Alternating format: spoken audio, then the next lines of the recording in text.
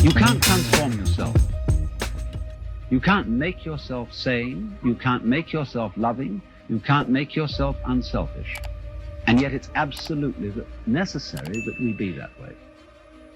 It's absolutely necessary. If we are going to hand over the direction of nature to nature, which is what it comes to, it's absolutely necessary that we let go of ourselves, and it can't be done. Not by anything that we call doing it, acting, willing, or even just accepting things. You can't do it. Why? Because you don't really exist as that kind of a separate ego or personality. It's just an idea based on a phony feeling. So when it comes down to it, it's shocking news for us, for the human race, for our pride. You're only making a mess by trying to put things straight. You're trying to straighten out a wiggly world, and no wonder you're in trouble. So you can't do anything. So you can't transform yourself. And what can you do? What happens then if you actually realize you've come to a dead end? And the human race has come to a dead end, in my opinion. What then? What happens when you just wait? There's nothing you can do. You watch. And all you see is what goes on that is happening of itself. You're breathing, the wind is blowing, the trees are waving, your blood is circulating, your nerves are tingling. It's all going on of itself. But you know that's you. That's the real you. The you that goes on of itself. It's not the symbol. It's not the person. It's you that's happening, as when you breathe. Yes, you can get the feeling that I am breathing by shoving your breath, but your breath goes on day in and day out without your doing anything about it or even thinking of it. The same way your brain is functioning without your forcing it. So when you come to a dead end, and we are individually and socially now in 1971 at a dead end, this is the moment of which it is said man's extremity is God's opportunity. Because we have to stop. And when we stop, we find a world that is happening rather than being done, being shoved. And that happening, as distinct from doing, is our fundamental self. And our fundamental self is not something just inside the skin.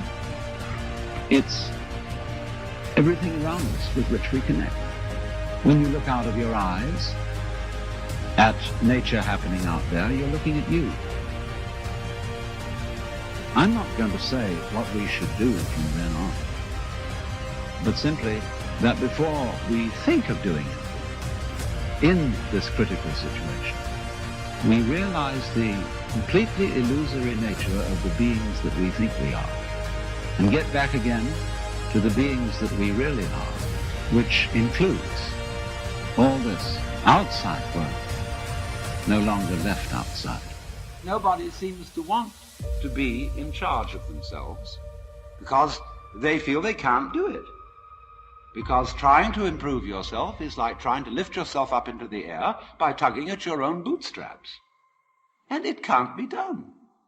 But supposing instead of that, seeing that there isn't really anything we can do to improve ourselves or to improve the world, if we realize that that is so, it gives us a breather in the course of which we may simply watch what is going on.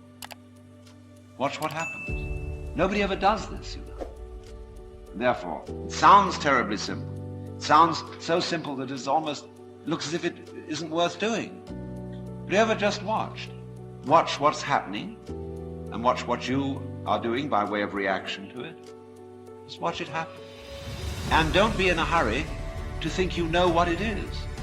In other words, people look at say, oh, that's the external world. Oh, how do you know?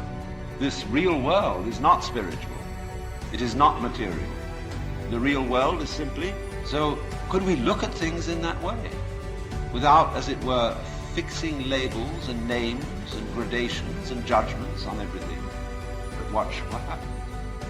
When you are in this way freed from busybodiness and being out to improve everything, that your own nature will begin to take care of itself.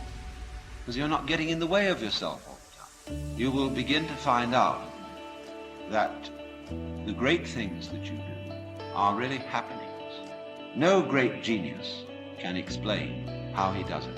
The fellow does something we can't understand. He surprises us.